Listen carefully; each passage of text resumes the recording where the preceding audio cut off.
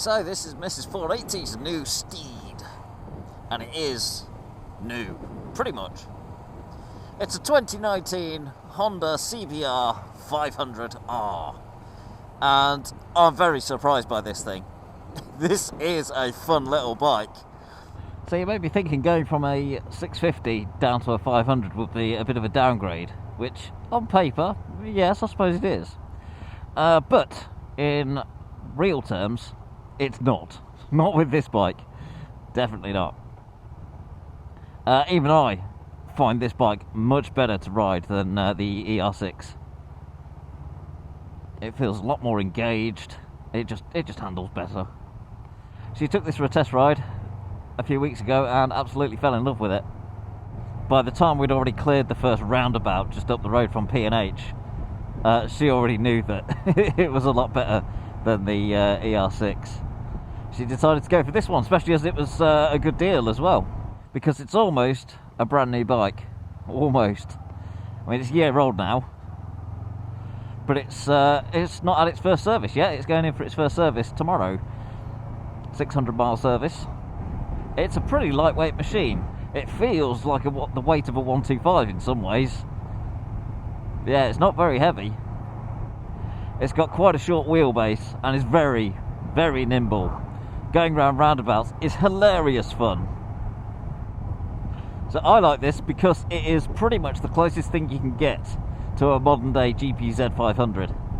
It's 500cc parallel twin. Well, actually it's not 500cc, it's 471cc. So it's not quite as much as the GPZ, which is 498cc. But yeah, let's say, for argument's sake, it's 500cc parallel twin with sporty styling and a sporty seat riding position. It is. It's the newest thing you get. The torque and power specs are about the same. I think the GPZ feels slightly faster, but there's not that much in it, I don't think. And it's probably got just that little bit more of a top speed, but other than that, yeah, it's a very even match. Except on this, of course, it's modern, so you've got a nice digital display, you've got ABS, and you've got brakes that actually work well. The GPZ's brakes aren't that good, especially the rear. But yeah, this one, they're pretty super. It's only got a single front disc, but it does bring the bike to a stop very well. And of course, this thing is so beautifully styled. It is a stunning looking bike.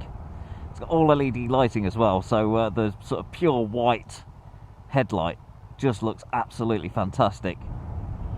So it may not have the legs for the top speed, but put it on a twisty track and it'll keep up with the bigger sports bikes in the corners and stuff.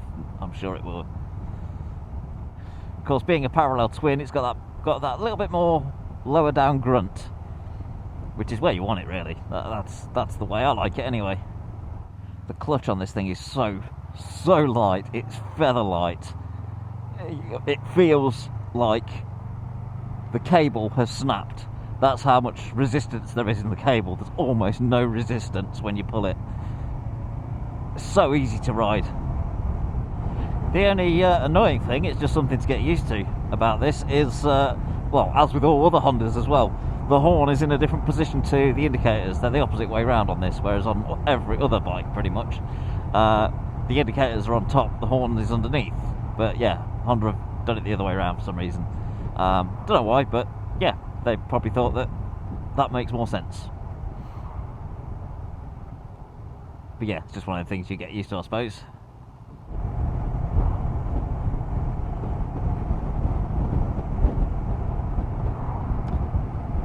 Always a good view up here at the top of Berry Hill, especially when you've got low-lying fog.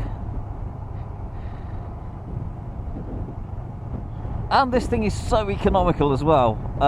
We've not got an idea of what your actual fuel range is from a tank yet, but the MPG gauge on all the other bikes I've had a go on, which has a real-time miles per gallon reading, they only go up to 99.9 MPG.